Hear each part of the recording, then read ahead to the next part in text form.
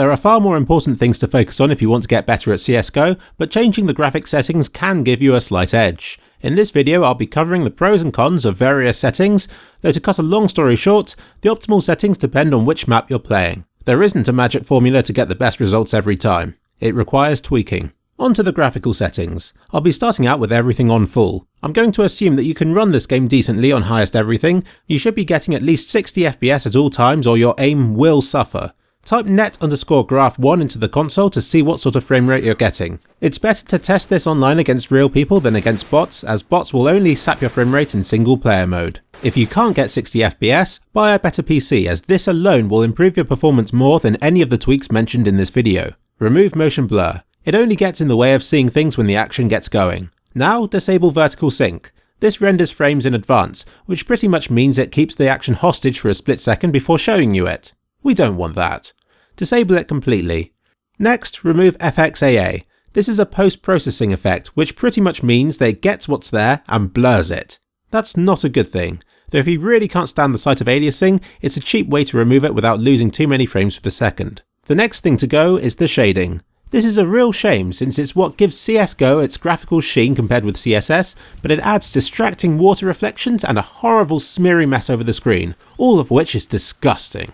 I believe it also disables colour correction, adding more contrast to the textures. You'll also notice that it gets rid of the distracting rain. On D_Lake, having shading set to the lowest two settings makes a huge difference. In some cases it's beneficial, others it actually reduces contrast between the background and the characters.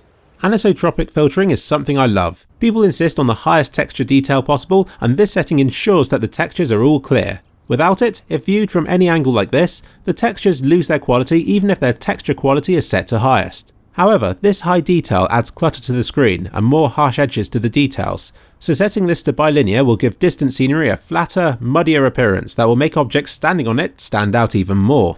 I guess that you might as well reduce the texture detail so even things up close have this muddy appearance. Okay, poor example. Let's try D_Overpass, which will likely use newer textures. Maybe another location will show it. You know what? Screw it. The texture detail makes such a small difference that even in this, the most nitpicking video around, I'm going to say leave it on high. It just makes the game look a little bit nicer. Spread the word to everybody. Pros, up your texture detail. It's not worth the sacrifice. I mean, it would be if it made a difference like this, but it doesn't.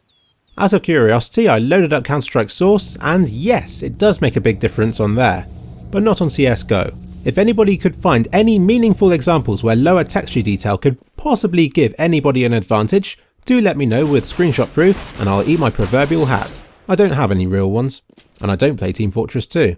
Don't get me wrong, increased contrast is good, but only when it's between the players and the backdrops. More contrast and definition on the backdrop textures themselves serve to camouflage other players. As for character models, their shape and outline remains the same regardless of model detail. In the levels themselves, plants and other sticky out things tend to be kept at a minimum in CSGO to improve visibility, but there are small differences between settings. On high texture detail you get more detail in the leaves. At some points there are holes where there aren't on low, and vice versa. I'm going to remain neutral regarding which settings allow for players to be most easily seen. If I had to state my opinion, I'd say that low would be better far off, and high would make it easier to see through up close. Once again, we're really splitting straws here. Next, say goodbye to the shadows by setting it to very low. Now most of the shadows will be a pre-baked, low quality blur, which reduces the complexity of the screen even more and makes various parts of the map brighter. You'll still have real-time ones up close, so you'll still be able to spot characters by their shadows.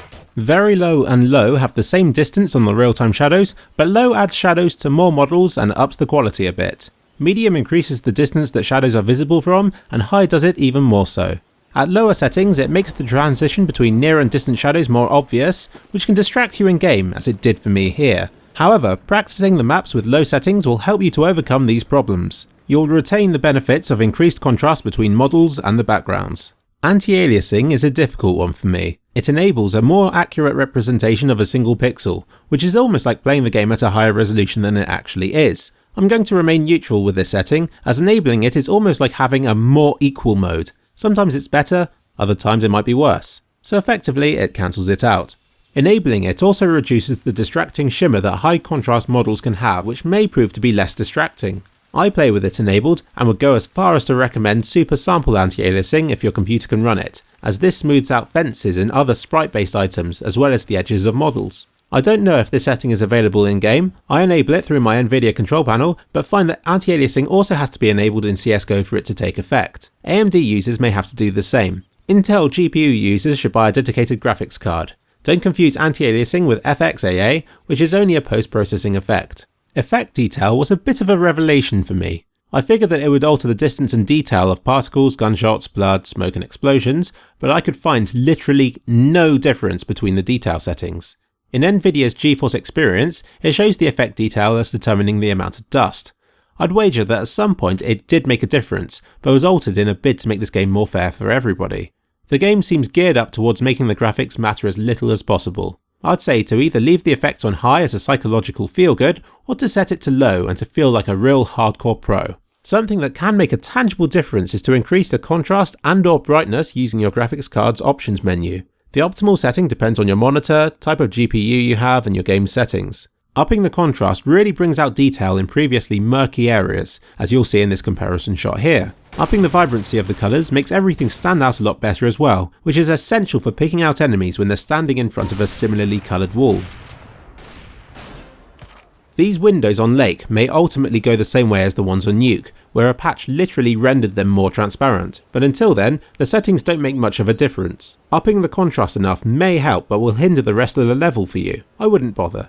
Simply shoot them out or embrace their cloudiness. Or alternatively, don't do that, keep the settings on highest and enjoy the game in all its graphical glory. Ultimately, it's up to you as to what you want from this game. I can spot the differences and compile it into an educational video like this one for you to enjoy, and I've enjoyed doing so, but at some point you have to draw the line and question what will give you the most pleasure from this game.